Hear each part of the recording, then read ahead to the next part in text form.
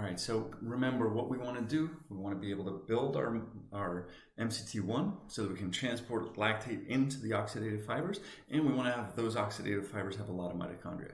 The reason that these things are going to be linked is because MCT1 is also controlled by PGC1 alpha, which is going to control the mitochondrial mass. So PGC1 alpha, again, that's our transcriptional cofactor, our coactivator, and basically PGC1 is going to coactivate for mitochondrial mass this protein called the nuclear respiratory factor, or NRF1, and then it's going to increase MCT1 through a similar mechanism, also through coactivating NRF1. Okay, and then lactate production, we're going to try and drive mitochondrial mass into those glycolytic fibers as well, and increase lactate efflux through the MCT4. So let's take a look at this. And this is the first study that was done in humans looking at MCT1 and lactate uptake. And this is basically a French group. Here, the untrained subjects, we talked about the American untrained subjects would have a VO2 max about 24, 25. The untrained subjects in this study, because this study was done in France, their untrained study were about 40.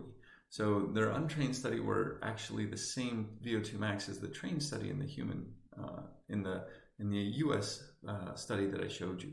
So it's always really important when you look at science that's coming out from different parts of the world to realize that when science comes out from Holland or the Netherlands, the same thing, Holland or Scandinavia or other areas in Europe where there's a lot more activity, VO2 max of the baseline subjects is going to be higher.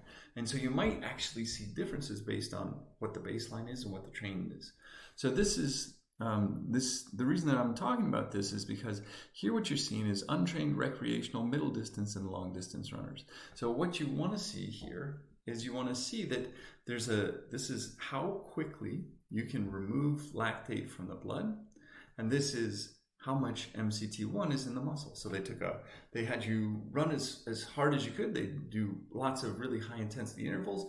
They would take your blood on a constant level, and they would look at how quickly the lactate is removed from the blood. And then they take a muscle biopsy, and they just simply look to see how much MCT1 protein there was. And what you can see is there's a really nice correlation. The more MCT1 there is, the more lactate you can take up into your muscle. Okay, and you can use it because the MCT1 and the mitochondria go up together. All right, so how do we increase MCT1 levels? How do we increase the mitochondrial levels? All right, so this is, again, what we've got here is a nice study where it's 4 weeks of training 6 times per week, and they're going at 75% of VO2 peak, which is like VO2 max, but it's not as precise. And then they're doing it for an hour. That's a hugely high intensity workout. So you're going really, really hard. And then what they're doing is they're looking at the untrained, trained, untrained, trained, untrained, trained. And then they're looking at both MCT1 and MCT4. And what you can see is there's a really big effect on MCT1. Because again, you're going really hard for a long period of time. And that's a huge stimulus to increase mitochondrial mass. But what you can also see is that, yeah, you're going at 75%. You're getting some people who have a nice MCT4 response, and then others, they actually see a decrease or they don't see a change. So it's a good moderate high intensity for a long duration. The long duration of a high intensity is giving us a great stimulus for mitochondrial biogenesis and MCT1. Okay, because you're both getting both CAM kinase and AMP kinase there, but you're not getting the stimulus you need to increase MCT4 to the same degree. All right, let's look at other training. So here's a training bout where now they're going to do 6 weeks of high intensity interval trainings.